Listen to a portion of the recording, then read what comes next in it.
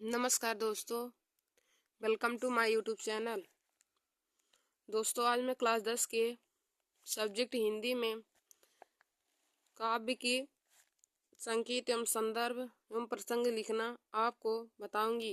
देखिए दोस्तों, आज मैं आप लोगों को काव्य में यानी कि कविता में संकेत, संदर्भ एवं प्रसंग लिखना बताऊंगी कि किसी भी काव्य का संकेत, संदर्भ एवं प्रसंग कैसे लिखा जाता है, उसके बाद उसकी व्याख्या कैसे की जाती है। तो देखिए दोस्तों, यहाँ पे क्वेश्चन में हमारा बोर्ड एग्जाम की परीक्षा में पूछा रहेगा कि निम्नलिखित पद्यांशों में से किसी किसी एक का सा संदर्भ व्याख्या कीजिए तथा उसकी काव्य विशेषताएं यानी कि काव्य सौंदर्य भी लिखिए। देखिए दोस्तों, हमें बोर्ड एग्जाम की परीक्षा में पूछा जाता है क्वेश्चन में कि निम्नलिखित पद्यांशों में से किसी एक एक की सा संदर्भ व्याख्या कीजिए और उसकी काव्य सौंदर्य भी लिखिए। तो हमें बोर्ड एग्जाम की परीक्षा में दो दो चैप्टर के काव्य दे दिए जाते हैं, तो उनमें से हमें किसी एक का काव्य लिखना रहता है और उसका साथ संदर्भ व्याख्या करना रहता है। साथ संदर्भ का मतलब संकेत, संदर्भ एवं प्रसंग सहित उसके बाद हम उसकी व्याख्या करते हैं। और देखिए दोस्तों, कभी कभी तो हमें काव्य संदर्भ भी लिखने को कह देता है, तो इसमें काव्य संदर्भ भी हमें लिखने को कहा है। तो आशा करती हूँ कि आप लोगों को पता होगा कि साथ संदर्भ का मतलब क्या होगा। आप लोगों को पता चल गया होगा कि संदर्भ का मतलब क्या होगा। तो संदर्भ का मतलब होगा दोस्तों की संकेत, संदर्भ एवं प्रसंग के साथ हमें उस काव्य की व्याख्या लिखनी होती है। तो देखिए दोस्तों, जैसे यहाँ पे हमारा दिया है, एक सूरदास जी ने इसे लिखा है, तो दिया है चरण कमल बंदो हरिराई, झाकी कृपया पंगु गिरलंघ है, अंधे को सब कुछ दर्शाई, बहिरे सुने गूंग पुन बोले, रंक चले सिर छत्र धराई, सूरदास स्वामी करुणामय, बार बार बंदो ती पाई। तो हमें इसी काव्य का सा संदर्भ हिंदी में व्याख्या करना है और इसकी काव्य संदर्भ भी हमें लिखना है। तो देखिए दोस्तों, आइए हम आप लोगों को इसी काव्य का सा संदर्भ सहित व्याख्या और उसकी काव्य संदर्भ कैसे लिखा जाएगा, तो उसको हम आप लोगों को आज बताते हैं। तो दोस्तों, आज का हमारा यह वीडियो बोर्ड एग्जाम की परीक्षा के लिए बहुत ही इम्पोर्टेंट है।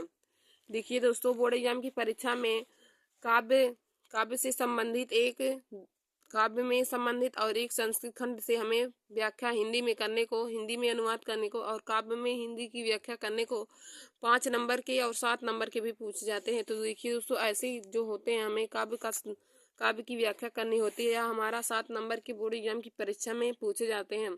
तो दोस्तों देखिए, आज मैं आप लोगों को संकेत, संदर्भ एवं प्रसंग लिखना बताऊंगी और उसकी व्याख्या कैसे किया जाएगा और उसकी काव्य संदर्भ कैसे लिखा जाएगा, तो हम एक ही वीडियो में आप लोगों को सभी बताएंगे। कि दोस्तों, यहाँ पे पहली हेडिंग हम डालेंगे संकेत। सबसे पहले हम संदर्भ में व्याख्या लिखते समय सबसे पहले हम संकेत हेडिंग डालते हैं। तो हमारा संकेत हेडिंग यहाँ पे डाला। तो देखिए दोस्तों, हम आप लोग को बताएंगे कि संकेत में क्या लिखा जाता है। तो देखिए दोस्तों, संकेत में जो हमारा पहला शब्द होता है उसको लिख लेते हैं। उसके बाद जो अंतिम शब्द रहता है, यानी कि पहला शब्द हमारा यहाँ पे चरण कमल बंदो हरिराई, जाकी कृपया पंगु गिरलंघ, अंधे को सब कुछ दर्शाई, बहिरे सुने गूंग पुन बोले, रंग चले सिर छत्र धराई, सूरदास स्वामी करुणामय, बार बार बंदो तिपाई। इस पंक्ति में देखिए दोस्तों, पहला शब्द हमारा चरण है और अंतिम शब्द पाई है। तो हम पहले शब्द को लिखेंगे और अंतिम शब्द को। तो पहला शब्द हमारा चरण दिया है, तो हम यहाँ पे लिखेंगे दोस्तों संकेत में कि चरण चरण, फिर उसके बाद डाट डाट रहेगा हमारा। इसके बाद डाट डाट करके हम अंतिम शब्द लिख लेंगे पाए। तो देखिए दोस्तों, यही हमारा संकेत में लिखा जाता है। जब भी संकेत लिखना रहता है तो संकेत में हम जो पंक्ति हमें दी रहती है उसका हम पहला शब्द लिखते हैं, उसके बाद बीच में डाट डाट कर देते हैं और जहां तक लिखना रहता है उस पंक्ति का अंतिम शब्द लिख लेते हैं। तो देखिए दोस्तों, इस पंक्ति में हमारा पहला शब्द चरण दिया हम और अंतिम शब्द पाई दिया है, तो हम चरण लिख लेंगे, उसके बाद बीच में डाट डाट करके पाए। तो यही हमारा इसका संकेत हो जाएगा। अब देखिए दोस्तों, संकेत के बाद हम संदर्भ लिखेंगे कि संदर्भ कैसे लिखा जाएगा। तो दोस्तों, आप लोग यहाँ पे हेडिंग डालिएगा संदर्भ। आप लोग अपने कॉपी में हेडिंग डाल लीजिए संदर्भ। आप संदर्भ में क्या लिखेंगे, आइए हम आप लोग को बताते हैं। तो देखिए दोस्तों, जो काव्य होता है उसमें हम पद्यांश लिखते हैं। काव्य जो होता है उसमें पद्यांश लिखते हैं और जो हमारा गद्य होता है उसमें हम गद्यांश लिखते हैं। तो लिखेंगे प्रस्तुत पद्यांश, प्रस्तुत प्रस्तुत पद्यांश, प्रस्तुत पद्यांश।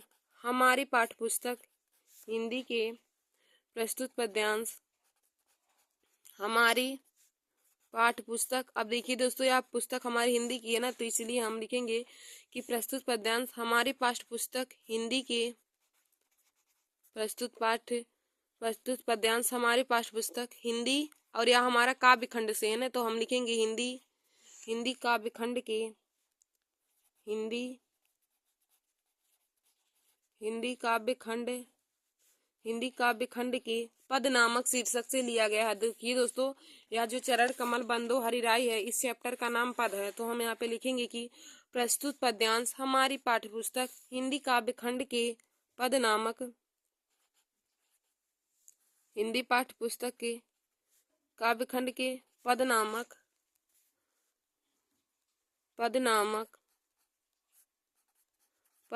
पाठ से लिया गया है या पद नामक शीर्षक से अवतरित है। पद नामक शीर्षक हम यहाँ पे लिख देते हैं, पद नामक शीर्षक से अवतरित है या फिर लिया गया है। पद नामक शीर्षक से अवतरित है। और इसकी सुप्रसिद्ध कवि, उसके बाद लिखेंगे कि इसके सुप्रसिद्ध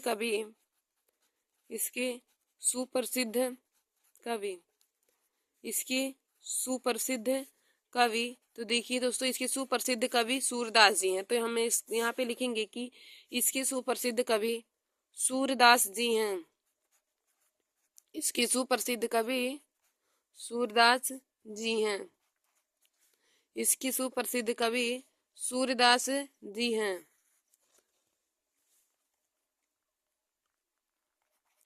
इसके सुप्रसिद्ध कवि सूरदास जी हैं। तो देखिए दोस्तों, हमने आप लोग को संदर्भ में बताया कि संदर्भ में क्या लिखा जाता है। तो संदर्भ में लिखेंगे कि प्रस्तुत पद्यांश हमारी पाठ्यपुस्तक हिंदी काव्य खंड के पद नामक शीर्षक से अवतरित है और इसके सुप्रसिद्ध कवि सूरदास जी हैं। देखिए दोस्तों, जिस भी काव्य की रचना जो कवि किए रहेंगे हम उन्हीं का नाम लिखेंगे। जैसे यहाँ पे चरण कमल बंदो हरिराई नामक पाठ की रचना सूरदास जी की हैं, तो हम यहाँ पे लिखेंगे कि इनके सुप्रसिद्ध कवि सूरदास जी की हैं। जैसे अभी किसी भी काव्य के को बिहारी लाल जी लिखे रहेंगे, तो वहाँ पे हम लिखेंगे कि इसकी सुप्रसिद्ध कवि बिहारी लाल जी हैं।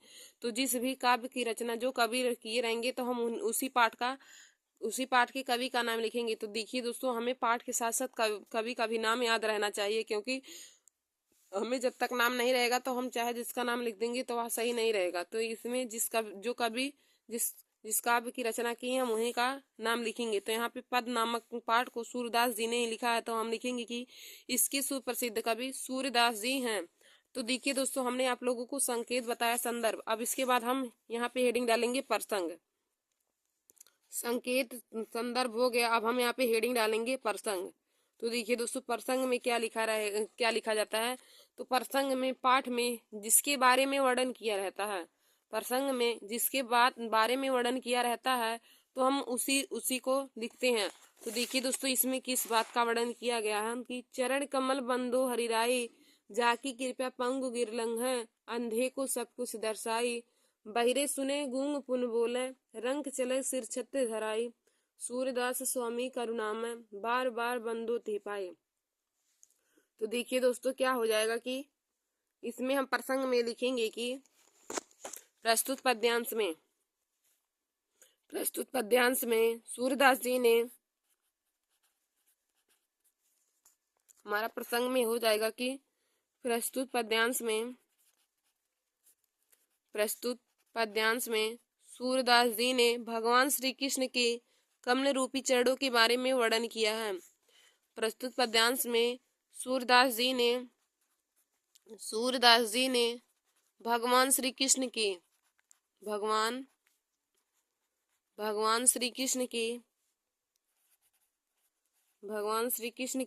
कमल रूपी चरणों के बारे में वर्णन किया है। कमल रूपी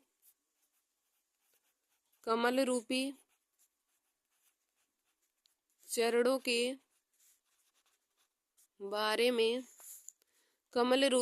के बारे में वर्णन किया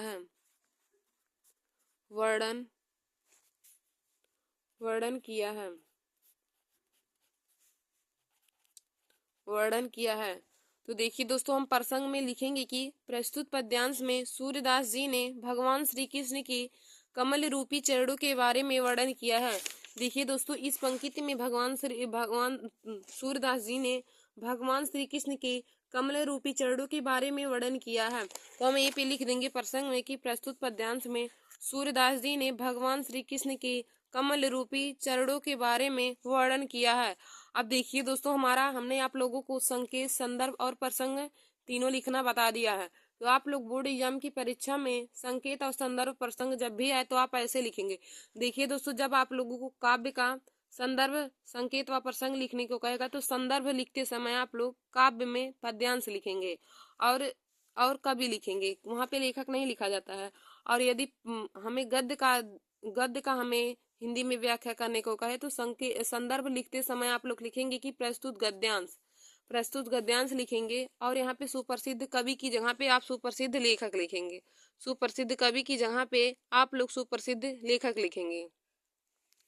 और देखिए दोस्तों, तो आशा करती हूँ कि आप लोगों को समझ में आया होगा कि गद्य कहाँ लिखा जाता है, गद्यांश कहाँ और पद्यांश कहाँ पे लिखा जाता है। तो देखिए दोस्तों, पद्यांश हमारा कविता में लिखा जाता है और गद्यांश कहानी में लिखा जाता है, और लेखक भी कहानी में लिखा जाता है और कवि पद्यांश यानी कि कविता में लिखा जाता है। तो आप लोगों को इतना बात जरूर समझ में आया होगा कि पद्यांश कहाँ लिखा जाएगा और गद्यांश कहाँ लिखा जाएगा, और लेखक कहाँ लिखा जाएगा और कवि कहाँ लिखा जाएगा।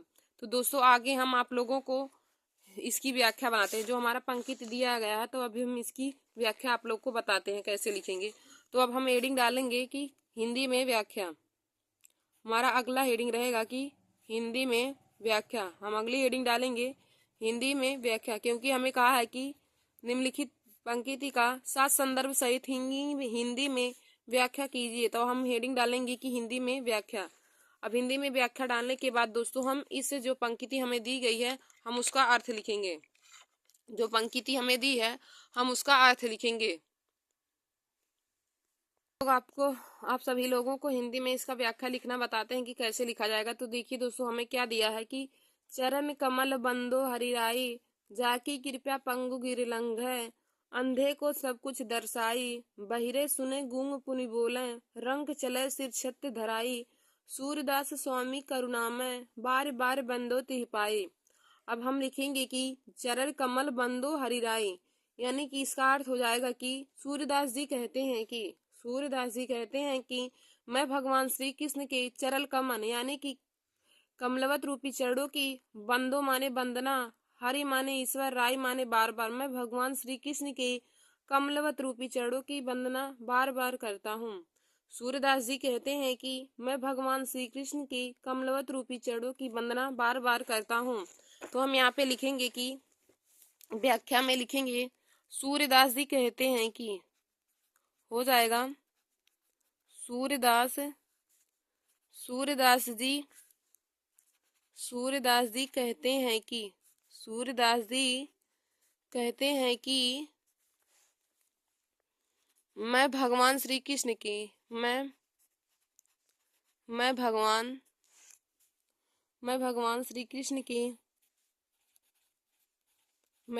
श्री कृष्ण के कमलवत रूपी चरणों की, भगवान श्री कृष्ण की कमलवत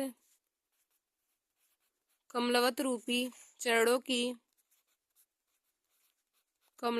चरणों की वंदना बार बार करता हूँ, वंदना बार बार करता हूँ। देखिए दोस्तों, क्या हो जाएगा कि पहली लाइन का अर्थ हमें देखिए क्या दिया है कि चरण कमल बंदो हरिराई। तो इसका व्याख्या हो जाएगा कि सूर्यदास जी कहते हैं कि मैं भगवान श्री कृष्ण के कमलवत रूपी चरणों की वंदना बार बार करता हूँ। फिर देखिए दोस्तों, उसके आगे हमें क्या दिया है कि जाकी कृपया पंगु गिर लंघै, अंधे को सब कुछ दर्शाई। जाकी माने जिनकी, कृपया से, पंगु माने पंगु गिरी लंगड़ा व्यक्ति, पर्वत गिरी माने पर्वत हो जाएगा, पंगु माने लंगड़ा और गिरी माने पर्वत। जिनकी कृपा से लंगड़ा व्यक्ति पर्वत को लांघ सकता है, लंघे माने लांघ सकता है। और अंधे को सब कुछ दर्शाई, और अंधे व्यक्ति को सब कुछ दिखने लगता है। और हमारा आगे है कि बहिरे सुने गूंग पुनि बोले। बहरा व्यक्ति सुनने लगता है और गूंगा व्यक्ति पुनः बोलने लगता है। और रंग चले सिर छत्र धराए। रंग चले सिर छत्र धराई और भिखारी व्यक्ति भी राजा के समान मुकुटधारी बन जाता है। जिनकी कृपा से लंगड़ा व्यक्ति पर्वत को लांघ सकता है और अंधे को सब कुछ दिखाई देने लगता है। बहिरे सुने बहरा व्यक्ति पुनः सुनने लगता है। गूंग पुनि बोले और गूंगा व्यक्ति पुनः बोलने लगता है। रंग चले सिर छत्र धराई और भिखारी के सर पर राजा के समान मुकुटधारी बन जाता है जिनकी कृपा से। तो हम आगे लिखेंगे कि जिनकी कृपा से, जिनकी कृपा से,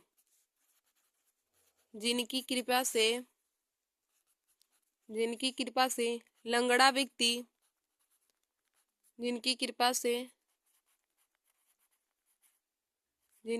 से लंगड़ा व्यक्ति पर्वत को लांघ सकता है, पर्वत को लांघ सकता है। जिनकी कृपा से लंगड़ा व्यक्ति पर्वत को लांघ सकता है और अंधे को सब कुछ दिखाई देने लगता है। अंधे व्यक्ति को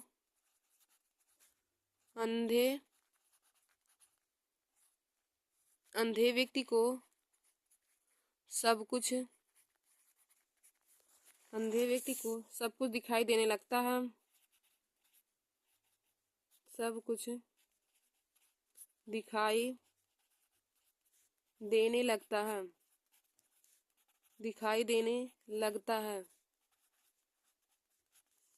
अंधे व्यक्ति को सब कुछ दिखाई देने लगता है। गूंगा व्यक्ति बहिरे सुने और बहरा व्यक्ति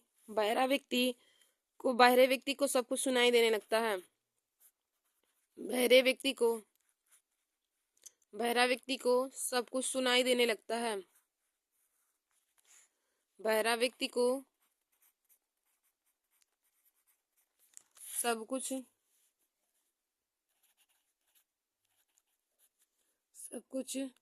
सुनाई देने लगता है। सब कुछ सुनाई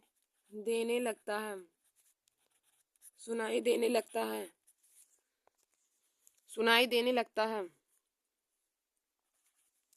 और गूंगा व्यक्ति पुनः बोलने लगता है। और गूंगा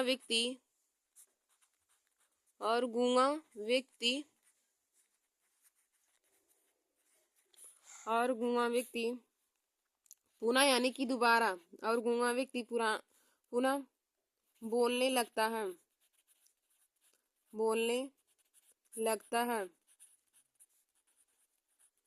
और गूंगा व्यक्ति पुनः बोलने लगता है। और हमारा आगे दिया है कि रंग चले सिर छत्र धराई, यानी कि भिखारी के सर पर भी राजा के समान मुकुटधारी बन जाता है।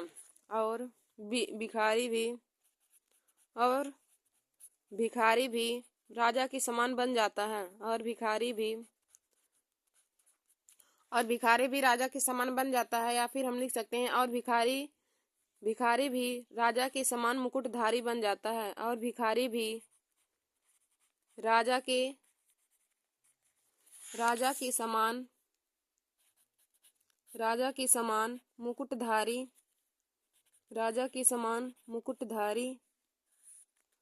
मुकुटधारी बन जाता है। राजा के समान मुकुटधारी बन जाता है। यहाँ पे जाता रहेगा, जाता है। तो यहाँ तक हमने आप लोग को बताया। फिर हम आगे अगली पंक्ति का लिखेंगे। तो हमारा अगली पंक्ति दिया है कि सूरदास स्वामी करुणामय बार बार बंदो ती पाई। सूरदास स्वामी करुणामय बार बार बंदो ती पाई। इसकी बात सूरदास जी कहते हैं कि मैं उस करुणा के सागर अर्थात भगवान श्री कृष्ण की चरणों की बार बार वंदना करता हूँ। बार बार बंदो ती पाई, बार बार वंदना करता हूँ। मैं भगवान श्री कृष्ण के करुणामय चरणों की, मैं उस करुणा के सागर भगवान श्री कृष्ण के अद्भुत चरणों की वंदना बार बार करता हूँ। देखिए दोस्तों, अंतिम पंक्ति का हो जाएगा कि सूरदास स्वामी करुणामय बार बार बंदो ती पाई। यानी कि सूरदास जी कहते हैं कि मैं उस करुणा के सागर अर्थात भगवान श्री कृष्ण के अद्भुत चरणों की वंदना बार बार करता हूँ। तो हम लिखेंगे कि सूरदास जी कहते हैं कि सूरदास जी कहते हैं कि सूरदास जी कहते हैं कि सूरदास जी कहते हैं कि मैं करुणा की सागर कि मैं करुणा की सागर मैं करुणा के सागर अर्थात भगवान श्री कृष्ण के मैं करुणा के सागर अर्थात भगवान श्री कृष्ण के मैं उस करुणा के सागर अर्थात भगवान श्री कृष्ण के अद्भुत चरणों की वंदना बार बार करता हूँ। मैं करुणा के सागर अर्थात भगवान श्री कृष्ण के अद्भुत चरणों की भगवान श्री कृष्ण के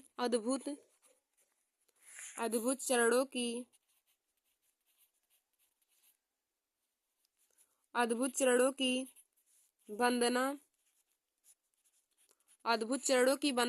बार बार करता हूँ। अद्भुत चरणों की वंदना बार बार करता हूँ।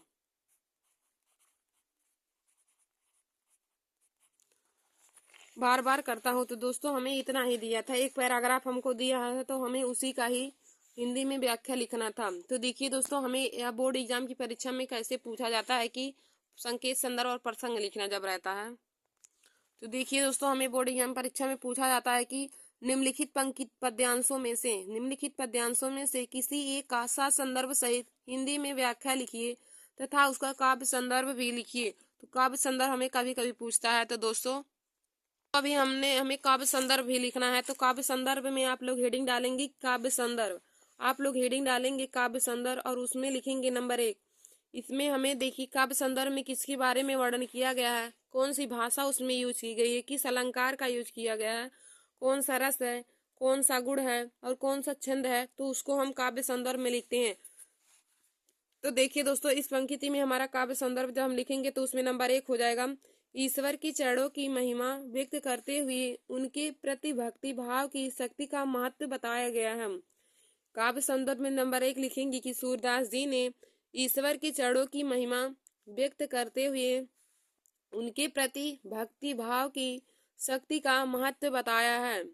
ईश्वर के चरणों की महिमा व्यक्त करते हुए सूरदास जी ने उनके प्रति भक्ति का भाव और शक्ति का महत्व बताया है। फिर हम दूसरा लिखेंगे कि दूसरा उसमें देखेंगे कि कौन सी भाषा का यूज किया गया है। तो देखिए दोस्तों, जो हमें पद्यांश दिया था उस पद्यांश में हमें ब्रज भाषा दिया है, तो हम हेडिंग डालेंगे ब्रज भाषा लिखेंगे तो उसमें हो जाएगा भाषा हमारा ब्रज भाषा का यूज किया गया है। अब हम देखेंगे उसमें किस रस का प्रयोग किया गया है, तो रस भक्ति रस हो जाएगा। तो दोस्तों रस में हमारा भक्ति रस हो जाएगा। फिर आगे देखेंगे कि गुड़, किस गुड़ का प्रयोग किया गया है, तो इसमें देखिए गुड़ प्रसाद गुड़ का प्रयोग किया गया है। फिर आगे हम देखेंगे अलंकार, किस अलंकार का यूज किया गया है। तो देखिए दोस्तों, प्रस्तुत पद्यांश में रूपक, अनुप्रास और पुनरुक्ति प्रकाश अलंकार का उपयोग किया गया है। रूपक, अनुप्रास और पुनरुक्ति प्रकाश अलंकार का प्रयोग किया गया है। फिर आगे हम देखेंगे कि छंद, तो छंद, इसमें कौन सा छंद का प्रयोग किया गया है। तो देखिए छंद में इसमें गेय पद का प्रयोग किया गया है। छंद में गेय पद का प्रयोग किया गया है। तो देखिए दोस्तों, काव्य संदर्भ को हम इसी प्रकार लिखते हैं। तो काव्य संदर्भ में आप लोग लिखेंगे पहला, सूरदास जी ने ईश्वर के यानी भगवान श्री कृष्ण के चरणों की महिमा व्यक्त करते हुए उनके प्रति भक्ति भाव की शक्ति का महत्व बताया है। फिर लिखेंगे नंबर 2 में हम देखेंगे पहले भाषा, तो इसमें ब्रज भाषा का यूज किया गया है।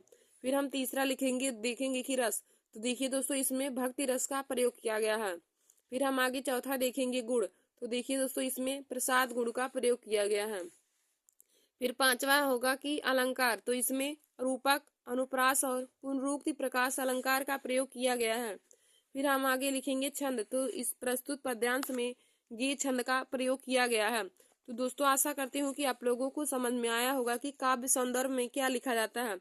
काव्य संदर्भ में देखिए दोस्तों, कविता में जिस बारे में वर्णन किया गया है उसको हम लिखते हैं, और उस पद्यांश में किस अलंकार का प्रयोग किया गया उसको लिखते हैं, कौन सी भाषा का प्रयोग किया गया उसको लिखेंगे, और कौन से रस का, कौन से गुण और कौन से छंद का प्रयोग किया गया है, उन सभी को काव्य संदर्भ में लिखा जाता है। तो देखिए दोस्तों, हम आप लोगों को पुनः बताते हैं कि हमें बोर्ड एग्जाम परीक्षा में पद्यांश का साथ संदर्भ और हिंदी में व्याख्या लिखना है और उसकी काव्य संदर्भ लिखना है। तो हम कैसे उसको लिखते हैं, तो हमें देखिए पहले हम बताते हैं क्वेश्चन कैसे पूछता है। तो दे देगा, हमें 2 पद्यांश दिया रहेगा और हमें कहेगा कि निम्नलिखित पद्यांशों में से किसी एक का साथ संदर्भ व्याख्या कीजिए तथा उसकी काव्यगत विशेषताएं यानी कि काव्य संदर्भ लिखिए। तो देखिए दोस्तों, जैसे यहाँ पे हमारा यहाँ पहला दिया है, पहला हमें सूरदास वाला दिया, और देखिए दोस्तों यहाँ पर भी हमें दिया है। तो हमें 2 ऐसे प्रसंग है, वहाँ पे 2 हमें पद्यांश ऐसे दिए रहेंगे। बोर्ड एग्जाम की परीक्षा में हमें 2 ऐसे पद्यांश दिए रहेंगे और हमें दोनों में से किसी एक पद्यांश का साथ संदर्भ सहित हिंदी में व्याख्या लिखना रहता है और उसकी काव्य संदर्भ भी हमें लिखना रहता है। तो दोस्तों, हमने आप लोगों को देखिए बताया कि साथ संदर्भ सहित हम व्याख्या कैसे लिखेंगे। साथ संदर्भ का मतलब होता है कि उसका हम संकेत लिखेंगे, संदर्भ लिखेंगे, प्रसंग लिखेंगे, उसके बाद तब जाके हम हिंदी में व्याख्या हेडिंग डाल के लिखेंगे, और सबसे बाद में तब हमें काव्य संदर्भ पूछा रहेगा तो हम काव्य संदर्भ भी लिखते हैं। तो देखिए दोस्तों, हमें क्या दिया है कि पद्यांश हमारा क्या है। तो पद्यांश हम यही पहला वाला सॉल्व किए हैं। तो पहला वाला हमें पद्यांश दिया है कि चरण कमल बंदो हरिराई, जाकी कृपा पंगु गिरलंघ है, अंधे को सब कुछ दर्शाई, बहिरे सुने गूंग पुनि बोले, रंग चले सिर छत्र धराई, सूरदास स्वामी करुणामय, बार बार बंदो तिह पाए। सूरदास स्वामी करुणामय, बार बार बंदो तिह पाए। तो देखिए दोस्तों, पहला हेडिंग हम संकेत लिखते हैं, पहला हेडिंग संकेत लिखते हैं। तो संकेत में हमने आप लोगों को बताया है कि संकेत को कैसे लिखते हैं। तो संकेत में लिखते समय हम दिए गए पद्यांश का पहला शब्द लिखते हैं और उसके बाद उसी पद्यांश के अंतिम पंक्ति का अंतिम शब्द लिखते हैं। तो देखिए, इस पंक्ति में हमारा पहला शब्द चरण है, तो हम पहले चरण लिख देंगे, उसके बाद डाट डाट करके पाई लिख देंगे। तो यहाँ पे हमने आप लोग को लिखकर भी बताया कि संकेत में क्या लिखेंगे। तो पहला शब्द हमारा पद्यांश का चरण दिया है और अंतिम शब्द पाई, तो हम यहाँ पे संकेत हेडिंग डाल के उसमें पहला शब्द लिख देंगे चरण, उसके बाद डाट डाट करके अंतिम शब्द हमारा पाई दिया तो हम पाई लिख देंगे। फिर अब संकेत हमारा हो गया है, तो अब हम हेडिंग डालेंगे संदर्भ। संकेत के बाद हमेशा संदर्भ लिखा जाता है। तो संदर्भ लिखते समय अब और देखिए दोस्तों, यह हमारा दिया गया, यह हमारा पद्यांश दिया है। तो पद्यांश में हम या जो दिया गया है हमारा कविता का है ना, तो हम इसमें पद्यांश लिखेंगे, इसमें गद्यांश नहीं लिखेंगे।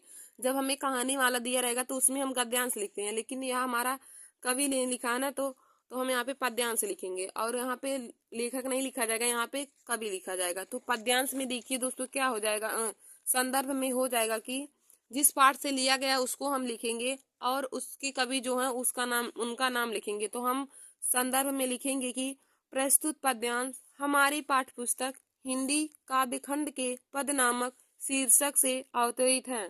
प्रस्तुत पद्यांश हमारी पाठ्यपुस्तक हिंदी काव्यखंड की, देखिए दोस्तों, यह हमारी पाठ्यपुस्तक हिंदी है और हिंदी में हमारा यह काव्यखंड का है। यदि हमें संस्कृत खंड का कहा होता तो हम यहाँ पे संस्कृत खंड लिखते हैं, लेकिन यह हमें जो पद्यांश दिया गया है यह हमारा काव्यखंड का है। तो हम लिखेंगे कि प्रस्तुत पद्यांश हमारी पाठ्यपुस्तक हिंदी काव्यखंड की पद नामक शीर्षक से अवतरित है या पद नामक पाठ से लिया गया है। हम यहाँ पर पद नामक शीर्षक से अवतरित भी लिख सकते हैं, या फिर आप सब लोग यहाँ पे लिख सकते हैं कि पद नामक पाठ से लिया गया है। इसके बाद आगे लिखेंगे कि इसके सुप्रसिद्ध कवि सूरदास जी हैं, इसके सुप्रसिद्ध कवि सूरदास जी हैं। तो देखिए दोस्तों, संदर्भ में इतना ही लिखा जाता है। फिर उसके बाद हमारी अगली हेडिंग रहती है कि प्रसंग। अब देखिए दोस्तों, प्रसंग में क्या लिखा जाता है कि प्रसंग में जिसके बारे में पद्यांश में जिसके बारे में वर्णन किया रहता है हम उसी के बारे में लिखते हैं प्रसंग में।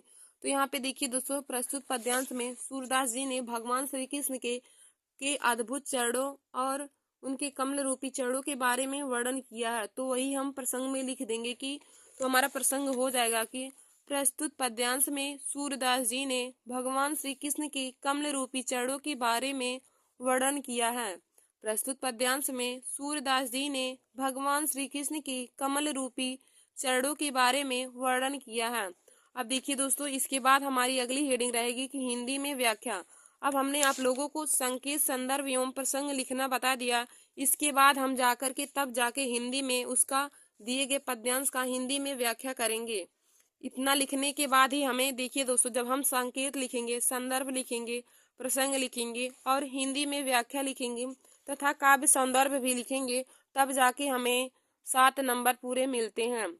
जो लोग केवल हिंदी में व्याख्या लिख देंगे तो उनको पूरा नंबर नहीं मिलेगा। देखिए दोस्तों, 7 संदर्भ का मतलब होता है कि संकेत, संदर्भ और प्रसंग सहित दिए गए पद्यांश की हम हिंदी में व्याख्या करेंगे, तब जाके हमें 7 नंबर बोर्ड एग्जाम की परीक्षा में मिलेंगे।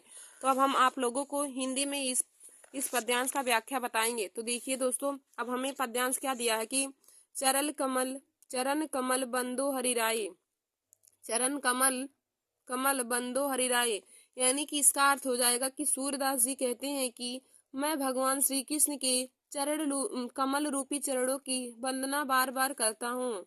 देखिए दोस्तों, चरण कमल का मतलब हो जाएगा कि कमल रूपी चरणों, बंदो माने वंदना करता हूँ, हरि माने भगवान, राय माने बार बार, यानी कि हो जाएगा कि सूरदास जी कहते हैं कि मैं भगवान श्री कृष्ण के कमल रूपी चरणों की वंदना बार बार करता हूँ। तो यहाँ पे हमने लिखा है कि सूर्यदास जी कहते हैं कि मैं भगवान श्री कृष्ण के कमलवत रूपी या कमल रूपी चरणों की वंदना बार बार करता हूँ।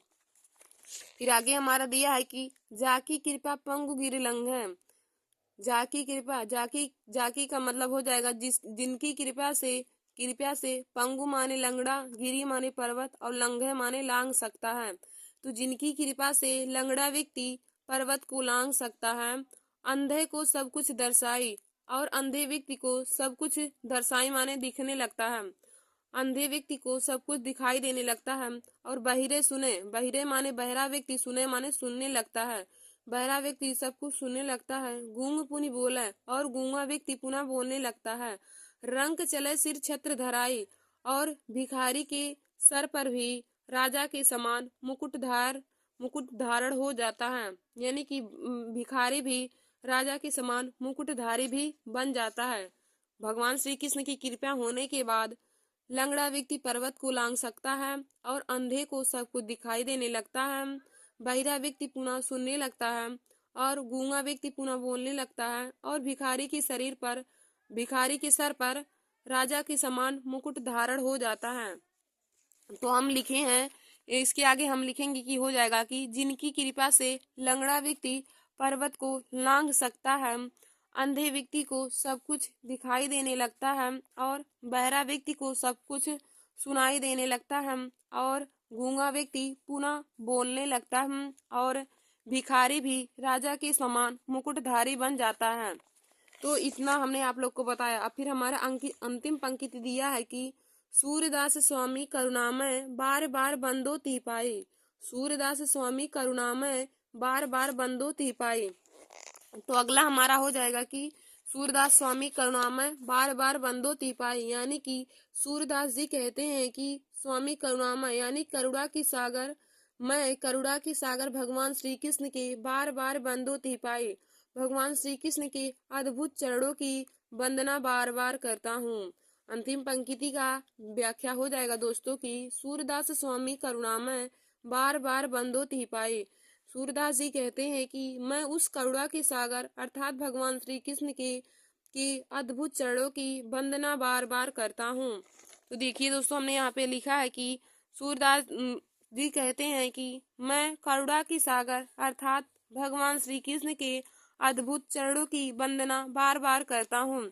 तो दोस्तों, मैंने आप लोगों को इस पद्यांश का हिंदी में व्याख्या बता दिया है। इसका हो जाएगा, देखिए दोस्तों, हम एक बार आप लोग को अब एक साथ बता देते हैं कि जरन कमल बंदो हरिराई, जाकी कृपा पंगु गिर लंघै, अंधे को सब कुछ दर्शाई, बहिरे सुने गूंग पुनि बोले, रंग चले सिर छत्र धराई, सूरदास स्वामी करुणामय बार बार बंदो ती पाए।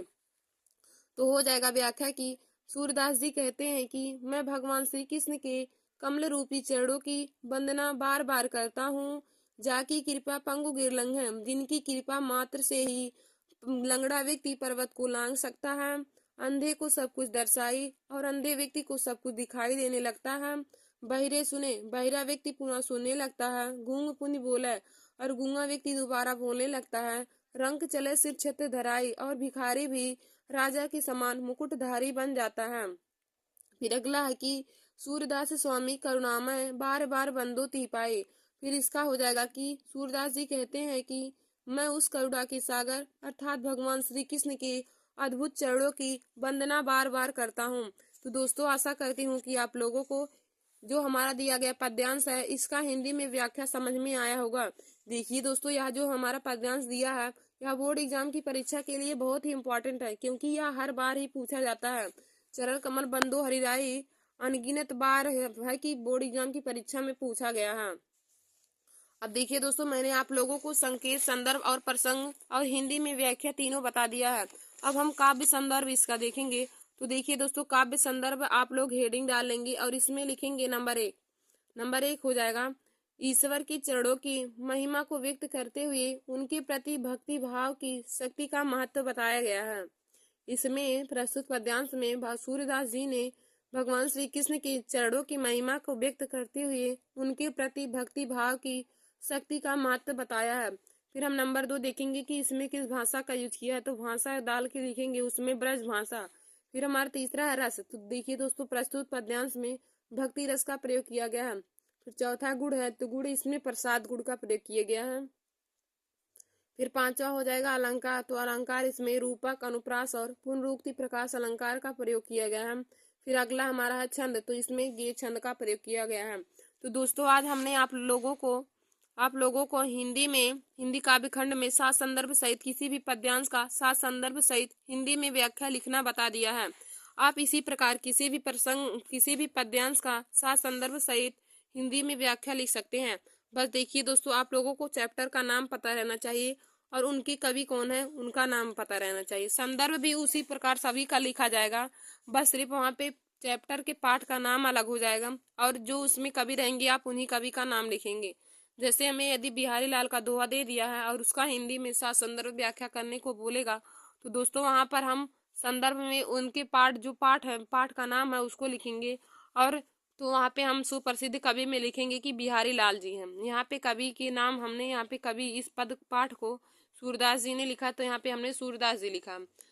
तो वहाँ पे जिस भी पद्यांश का पूछा जाएगा तो आप चैप्टर का नाम याद कर लीजिए और उनके कवि का नाम, क्योंकि यह बोर्ड एग्जाम की परीक्षा में पद्यांश का और गद्यांश का हिंदी में सात संदर्भ सहित व्याख्या हमें पूछता है। तो दोस्तों यह 7 नंबर के बोर्ड एग्जाम की परीक्षा में पूछे जाते हैं, तो आप लोग इसे जरूर तैयार कर लीजिए। तो आशा करती हूँ कि आप लोगों को आज का हमारा यह वीडियो समझ में आया होगा। और देखिए दोस्तों, यह टॉपिक जो हमने आज बताया है कि संदर्भ, संकेत और प्रसंग कैसे लिखा जाता है, यह बोर्ड एग्जाम की परीक्षा के लिए बहुत ही महत्वपूर्ण है। तो दोस्तों जो लोग क्लास 10 में हैं आप लोग उनमें भी यह हमारा वीडियो शेयर कर लीजिए, ताकि वे लोग भी जान जाएं कि किसी भी पद्यांश का सात संदर्भ सहित व्याख्या कैसे किया जाता है। धन्यवाद दोस्तों। और ऐसे ही हमारे वीडियो को देखने के लिए आप सभी लोग हमारे YouTube channel Nancy success classes को सब्सक्राइब कर लीजिए और अपने दोस्तों में शेयर करना ना भूलें। धन्यवाद दोस्तों।